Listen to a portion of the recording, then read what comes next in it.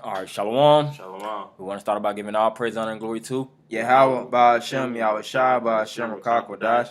double honors to the apostles and elders of Great Millstone, and Shalom to all the Akim pushing the word of sincerity and the truth. It's the brothers here from Great Millstone, Atlanta. We have a lesson entitled "The Slow Dime is Better Than the Fast Nickel." It's a proverb. It's a wise saying, basically, and it speaks volumes. It's plain Jane, so to speak. The slow dime is something that you accumulate through a slow duration, but it's appreciated rather than the fast nickel. Why? Because in most cases, if somebody were to receive something fast paced, then one, they're not going to appreciate it.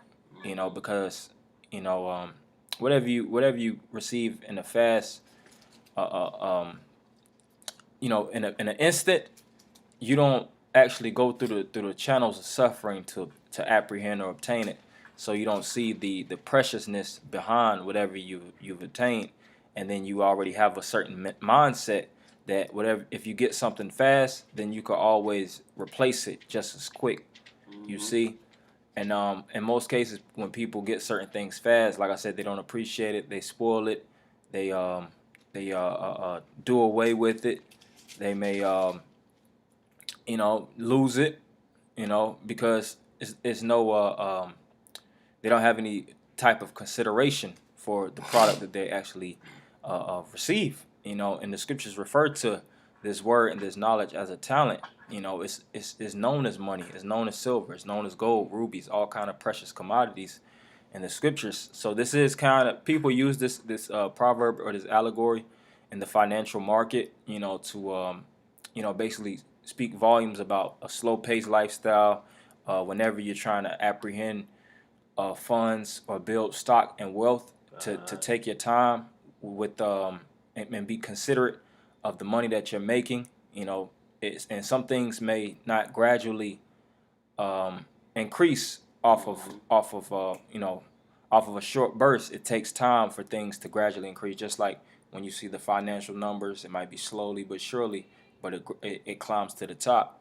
And that it's the same thing here. The scriptures is a form of stock. It's a form of investment. The word invest means to put within your vesture, put within your bosom. There's knowledge you put within your bosom. And we're gonna go into some scriptures, of course, to further elaborate to the point, of just being patient, suffer, let the Most High do His wonderful work. Let Him work with you and work on you without struggling or getting wiggling, squirming, and getting impulsive. You have a precept? I have one, but I also have like a quote, so to speak, on the saying. Mm-hmm. It says, "You've got to go for the slow dime."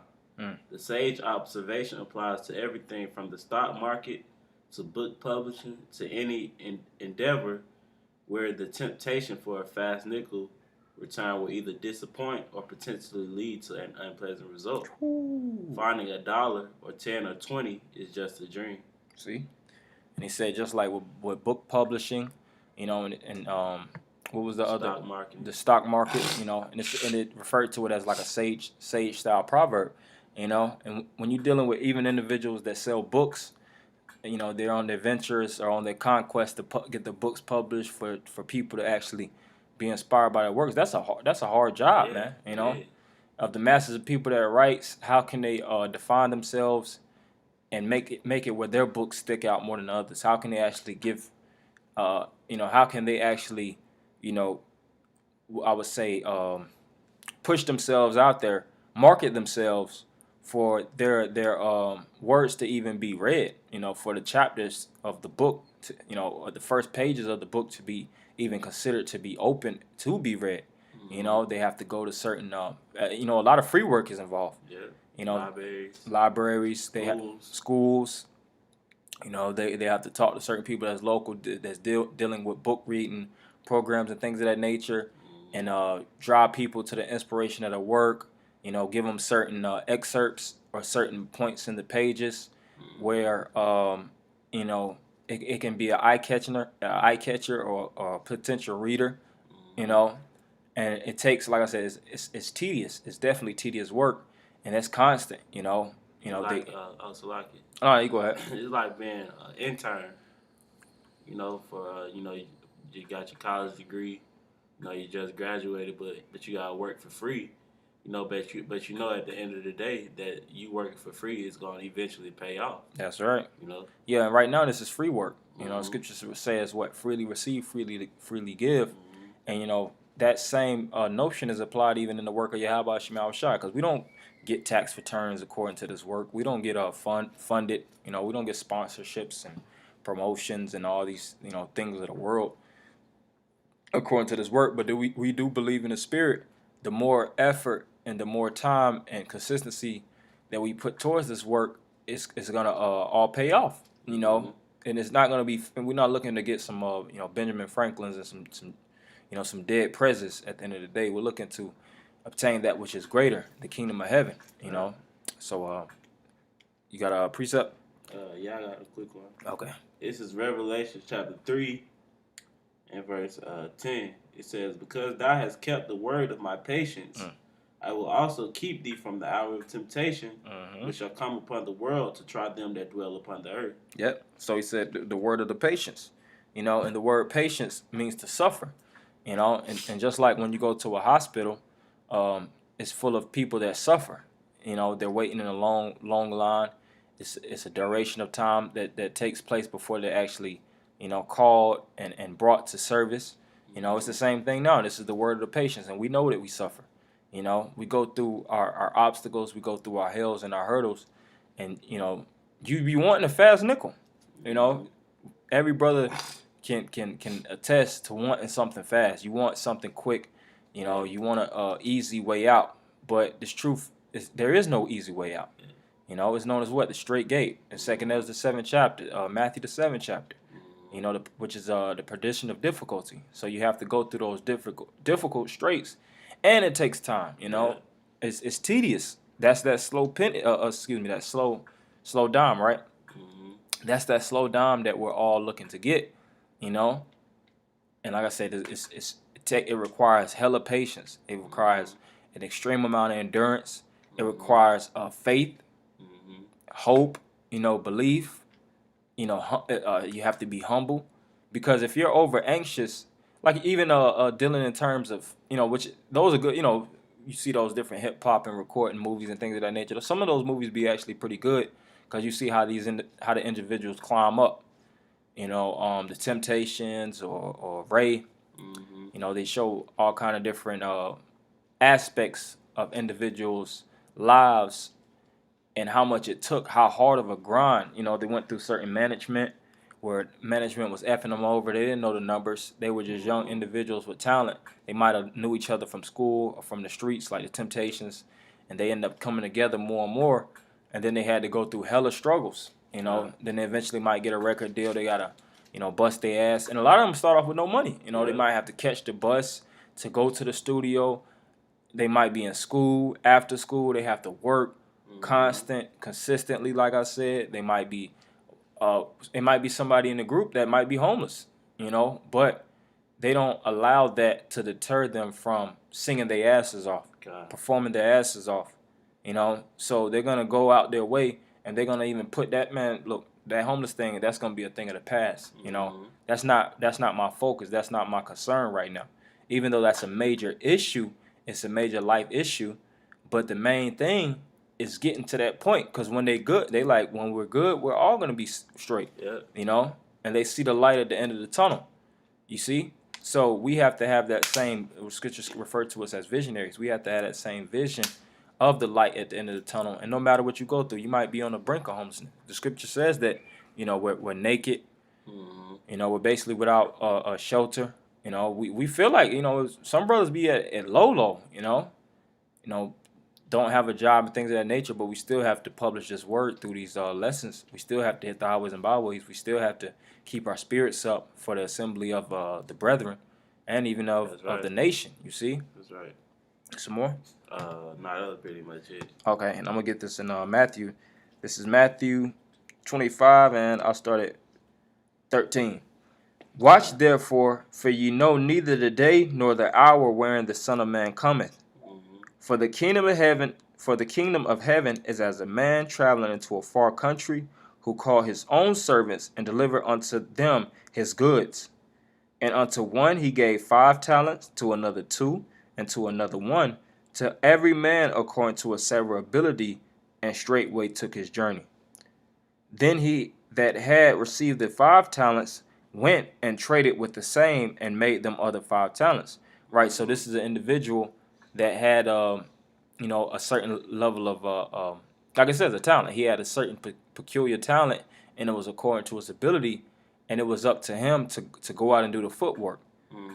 Which a lot of Jake doesn't like that aspect of the truth, doing the footwork, getting the hands dirty, getting your feet muddy, you know, which is dealing with what? The congregation, reproving, correcting, going out to the highways and byways, wasting your gas, wasting your time. It's not a waste of time, but you're spending your time, I would say.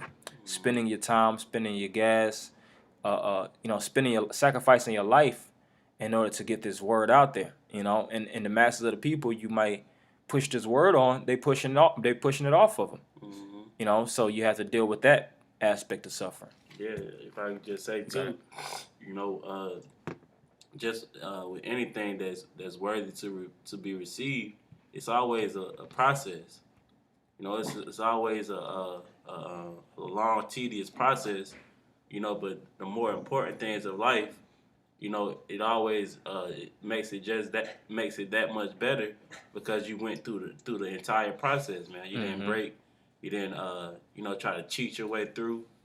That's that fast nickel, man. Is trying to cut corners, man. Yep. But in John the 10th chapter tells you that that's it right there. any man that climbeth up any other way. Climbeth up any other way. Same as a thief and a robber. Same as a goddamn thief. And which another good movie which I just thought about. Everybody's familiar with The Pursuit of Happiness. In The Pursuit of Happiness, really Will Smith was above his time. Yeah. The product that he had, a lot of people wasn't jumping on top of it because they didn't see how it applied to today's time. Oh, and another a good book, a good read is Think and Grow Rich. Think and Grow Rich goes into I think the individual who actually came up with the concept of aisle shopping, actually creating individuals to go through I would say, when you actually purchase and you go through the lanes, and then you have the bagging and the whole setup like that. He was speaking on it for brothers that actually read the book, and he actually went to his manager and he was like, "Yo, I got a good idea. We could do, instead of doing it this way with I think it was like the conventional old school bagging style. He was like, "Yo, we could do it this way." And he was like, "It'll be that." But he always had some type of so-called clever, or sometimes I would say some type of idea. He was one of those idealistic, he always had some type of idea popping up, but he had that idea and he threw it at his manager, and his manager was like, "Yo, get out of my face with that crap, you and your witty inventions, and he took that inspiration and he became a multi-millionaire, in his time, and I'm pretty sure his manager that actually heard him dispose that type of idea onto them, he had great regret for not actually considering and actually taking the time to work with him and his idea and let it come to fruition. You see? And it's the same thing in today's time now, and dealing with the scriptures. You had Noah, you had men of the Bible that had the spirit of Yahweh Shema Shah resting on them, and they knew what was to occur in future times, and they gave the warning through prophesying, through voicing out the word of the Lord unto the people, and most people wagged their hand until judgment came. That's right. So continuing on, it says, and likewise he that had received 2, he also gained other 2. But he that had received 1 went and digged in the earth and hid his Lord's money. Right. So you had the ones that actually, seen the value of the Lord's service, and they went out, and did the work, so to speak. They didn't have any regrets. They went out 10 toes down, running straight momentum and acceleration, And you had the one dude who had, like you said, he had an alternative style of thinking. He was a thief and a robber. Man, look, I'm just gonna hide this in the earth. Damn. That's a nigga for you. Yeah. You know, that word nigger or nigger really more so. It goes into being selfish, man. Being extremely selfish. You know, when you trying to hold back a talent that the Lord gave you. The Lord gave each and every one of us a talent, and it's not about hoarding it and keeping it to yourself. It's about flipping that nickel. You see? And that's where compound interest comes from. When you see the compound market, you put a certain amount of, you invest a certain amount of money, you know, whether it's in your savings or depending on the type of investments that you put your funds towards. Gradually through time, you put $10,000 in here, year by year it accumulates, and then eventually it compounds. So it jumps extremely, compound interest, you see. And it's the same thing even in this truth. And when you first start, you start to see how it's a slow road, as it is written in Ecclesiastes, that the end of a thing is better than the beginning. The beginning of everything is hard, but as you get your feet wet, you get momentum behind you, you start to see how things start to work a lot more in your favor, so to speak. I mean, you go through your hell and things of that nature, but you start to gradually get more and more talented, as the scripture says, with the talents. After a long time, verse 19, after a long time the Lord of those servants cometh and reckoneth with them. And so he that had received 5 talents came and brought other 5 talents, saying, Lord, thou deliverest unto me 5 talents. Behold, I have gained beside them 5 more talents. His Lord said unto him, Well done, thou good and faithful servant. Thou hast been faithful over a few things. I will make thee ruler over many things. Enter thou into the joy of thy Lord. And what did the Lord say? He that is faithful in little shall be faithful in much. And he that is unfaithful in little shall be unfaithful in much. You see, so we're speaking about that widow's mite, which is the little penny, or the slow dime. But that slow dime speaks volume, man. Jake just in this world really puts your mind in that mindset, to want to get it quick. Yeah. Try to be a celebrity overnight. Try a get rich scheme. Swipe the scratch offs, things of that nature. Try to hit for $1 million. Just like the lottery. They say overall more people would be far more, I would say, richer not playing the lottery than even playing it, man. Right. You lose so much money trying to be rich. You could have just took that money and invested it in something else. And invested in something else that actually could appreciate, and you could have made a good deal of money. But what you're doing is you're following the course of the world, and you're losing money. And you're getting allured and attracted by $100 million Powerball. And let's say, for instance, you hit the Powerball or whatever, whatever reward that they actually have, $1 million, $10 million, $20 million. In most cases, they say most people spend the money out or die. They actually get killed, for making that money, because you have it's a certain shock. I forget the exact psychological term, but it's a certain reward shock. When you have a quick reward shock, that's an overwhelm. You see, because it's just boom, it hits you right in the chest. You wasn't really expecting to get $100 million.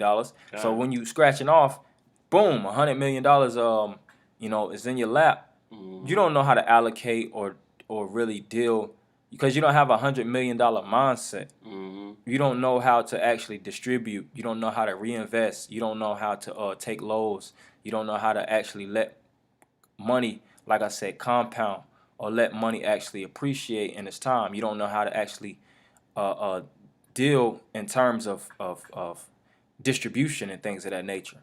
Yeah. So in most cases, most people will get the money and they'll spend it all out. Yeah, they go broke. And they go flat broke, you see? And they'll be in a worse situation than they initially was. They was better off being broke.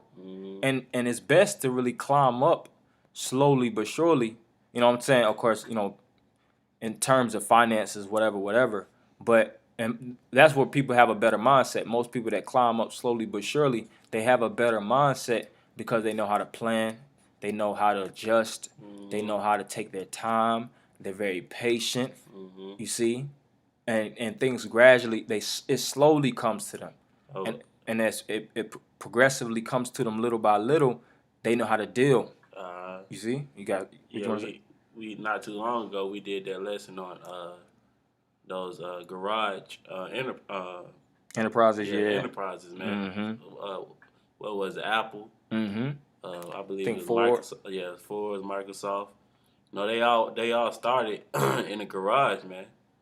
You know, and they failed multiple times. You know, but they trusted in the process. They trusted in You that know, process. it's the same with the truth, man. You're gonna fall. The scriptures say a righteous man falleth 7 times but gets back up again, man. Mm-hmm. You know, so you just gotta trust the process. Got to trust the process of the Lord. All right, it says, and so he that had received 5 talents came and brought other 5 talents, saying, Lord, thou deliverest unto me 5 talents. Behold, I have gained beside them 5 talents more. His Lord said unto him, Well done, thou good and faithful servant. Thou hast been faithful over a few things. I will also make thee ruler over many things. Enter thou into the joy of thy Lord. He also that had received 2 talents came and said, Lord, thou deliverest unto me 2 talents. Behold, I have gained 2 other talents besides them. His Lord said unto him, Well done, good and faithful servant. Thou hast been faithful over a few things. I will make thee ruler over many things. Enter thou into the joy of thy Lord. Then he which had received the 1 talent came and said, Lord, I knew thee that thou art an hard man, reaping wherein thou hast not sown, and gathering where thou hast not strawed. And I was afraid, and went and hid thy talent in the earth. Lo, there thou hast that is thine. His Lord answered and said unto him, Thou wicked and slothful servant, thou knewest that I reap where I sowed not, and gather where I have not strawed. Thou oughtest therefore to have put my money to the exchangers, and then at my coming I should have received mine own with usury. Take therefore the talent from him, and give it unto him that which hath 10 talents. For unto everyone that hath shall be given, and he shall have abundance. But for him that hath not shall be taken away even that which he hath. And cast ye the unprofitable servant into outer darkness. There shall be weeping and gnashing of teeth. Right. So if you're that type of servant, which that's the worst servant you could be, unprofitable, and he cussed him out. He called him a sloth. You know, that's a disrespect. You just a lazy ass. You know. You know, and if you're one of those individuals, you're an enemy of the Lord. The Lord actually had good words to say unto those other men that actually grinded and they actually put the work in, and he gave them cities. You know, for the little bit of work, it might have been a massive amount of work in their eyes, which we feel like we're working. This is a work, but this is little work to the Lord. You just going to the highways and byways. You standing on the streets. The scripture says what the foolishness of preaching. You preaching this word and foolishness with your garbs and things of that nature. People looking at you like a fool for Yahweh Shai's sake. But at the end of the day, what you're going to receive as a reward is that much greater. The kingdom of heaven. That's right. We don't know everything that entails. We know partially, 10%, if that, of what entails the kingdom of heaven. We read about the planets. Man, we don't even own this building that we living in, man. Right. How much more owning the actual planet, a state. Just think about even owning a state itself. That's wealth. That's wealth. Jay-Z don't even own a state. Jay-Z doesn't even own a city. And what? He's known as a billionaire in these times. Everybody looks up. Jay-Z is like one of the top Negroes in today's time. Everybody looks at him as the beacon of the beacon of leadership, or really the apex of all African Americans. And how much does he? He doesn't even own like I said, a city. He doesn't even own. He might own a couple little buildings here and there, but he doesn't own the lion portion, so to speak. The Lord said He's going to give it all to us, and we're going to be joint heirs. But it's just always about taking the little bit that the Lord gave us. He gave us a little bit to see how we would react. Why would the Lord give us all these immense amount of riches and treasures and goods and all these different things if we can't even deal with the small things that He gives us? Because He has gave us. He gave us certain things. Even this breath that we're speaking. That's right. To even speak the words of Yahweh Shem Shah. The scripture says that faith is a gift. He gave us those things. Mm-hmm. And you have to take those things and show, like, look, I appreciate what you gave me. The little bit that you gave me, I still appreciate it. Mm-hmm. You know, Jake, man, I want more, man. Yeah, greedy. Yeah, just greed. And the Lord hates that. That's why He speaks about Jake that's over anxious, Jake that's slothful, Jake that's impatient. It tells you that in Sirach, the second chapter, about woe unto the ones that lack patience. Yeah. You know, which I'll probably get that too. Yeah. Sirach 2 and 15. Yeah, around there. I started 12. 14. Yeah. Sirach 2 and 14. Woe unto you that have lost patience. And what? You got it. Patience again, man. That brother was going into the long suffering, man. You know, it says, "Woe unto you that have lost patience, man." Why? Because you wasn't being profitable to the Lord, man. You know, you weren't doing the things that were commanded of you. You know, like we was going into before. You wanted to cut corners. You know, and did it for all. You know, and did it for the glory for your name, or any other deceitful thing which you know, you were going about, but it wasn't profitable. You know, to the truth or to the to Yahweh Shem Yahweh Shai. Mm-hmm. Basically, destruction to you that aren't willing to suffer. Mm-hmm. And what will you do when the Lord shall visit you? Right, and when the Lord's going to visit you, He's going to destroy you. That's why the scripture says, shall not the Lord find faith upon earth? When the Lord said He's going to come, He said, shall He not find so doing? Mm-hmm. And it's a lot of people that did, past tense, did the work of the Lord, and presently they've forsaken Him. They might have gotten to Islam. You know, they might just do in the house lessons here and there. Going back into the world. Fully gone back into the world. They don't believe the name of Yahweh Shai. They don't believe in the prophecies to come to pass. And they basically just gave up on the will of the Heavenly Father. And the Lord knew men were going to do so. You know, that's why this is a book of what? Faith. And it's written in stone, so to speak. You know, or it was originally written in stone, but it was written so that you could just purely believe on it. Yeah. That's why it says these words are what? Faithful and true. Mm-hmm. And it's all about how much you gravitate and how much you believe in these words for them to actually come to pass. And we see the prophecies coming to pass, man. You know? That's why you just have to take this talent, take this little bit that the Lord gave you, which is a good deal, you know, and because the Lord didn't have to give us anything. Mm-hmm. You know, according to our ability, and flip, work, trade, exchange. You know?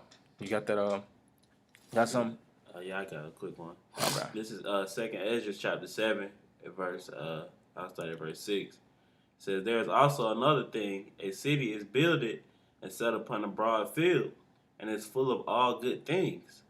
The entrance thereof is narrow and is set in a dangerous place to fall. Mm-hmm. Like as if there were a fire on the right hand and on the left a deep water. You know, and this is speaking, you know, of the kingdom of heaven, which in order to make it, you know, to the kingdom of heaven, you know, you have to stay on that straight, narrow gate, man. You know, you can't wither to the left or to the right.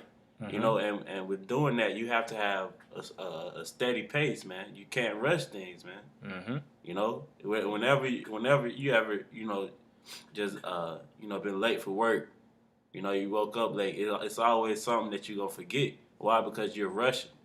You know, you're not thinking clearly.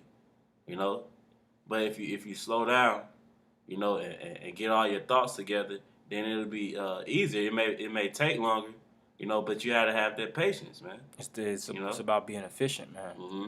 You know, and that even that mentality, like you said, you're always rushful, you're always anxious, or you're trying to that anxiety spirit.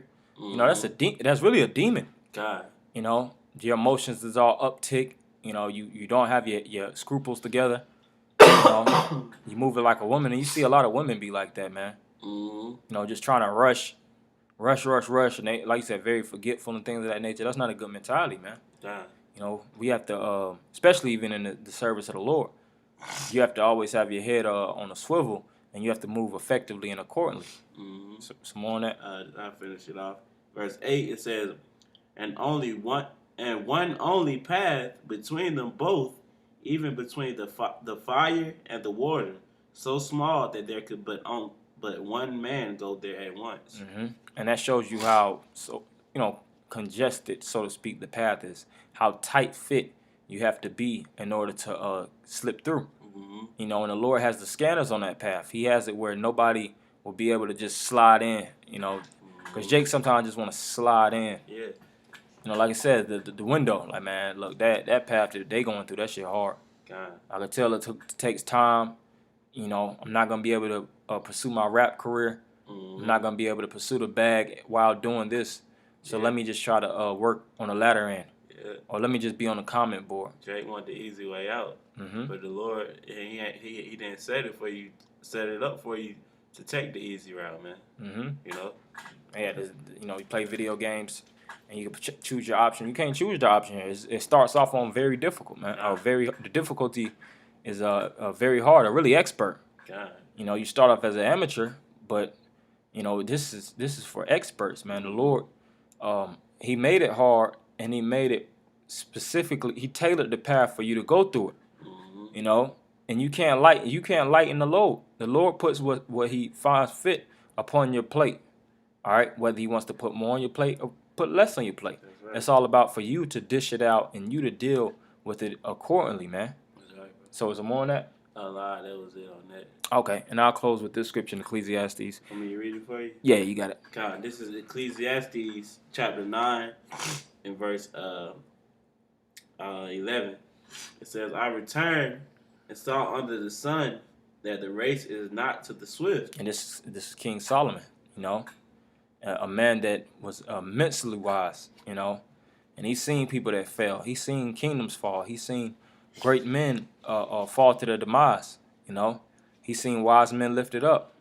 You know, he's seen everything, even in his arena of a king. And this is through his observations what he has concluded.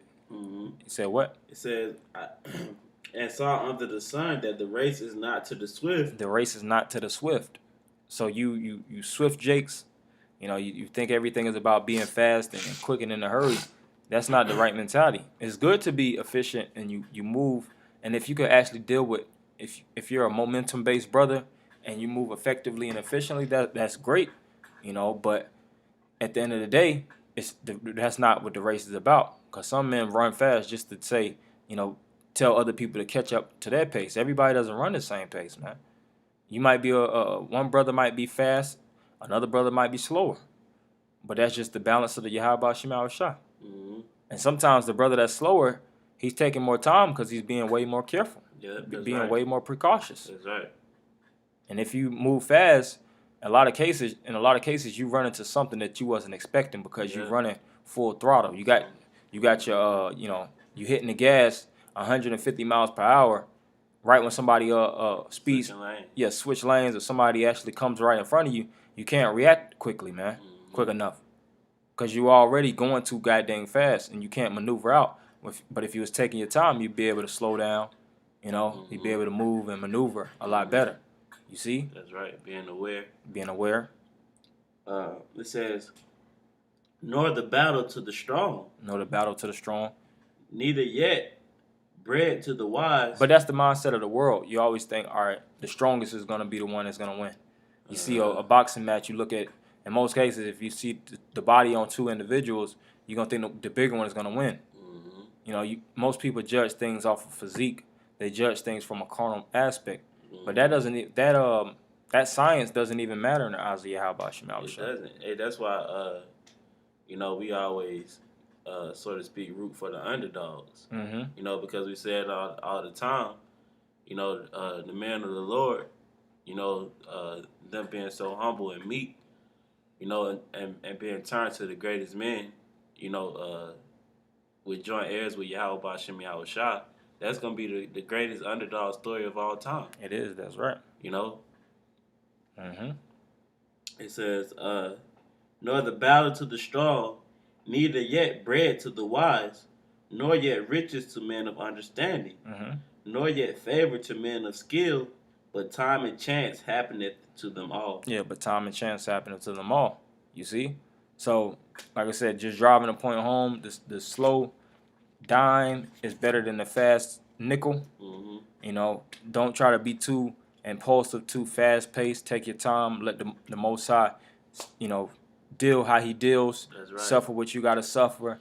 The hell that you catching, you know, maybe this year, so to speak, it might be another volume of hell, but it might not be the same thing. So don't try to jump out. Let the Lord, you know, work with you. Because Lord willing, we out of this kingdom soon. You know, and everything that we go through, we appreciate everything that the Lord actually put upon us.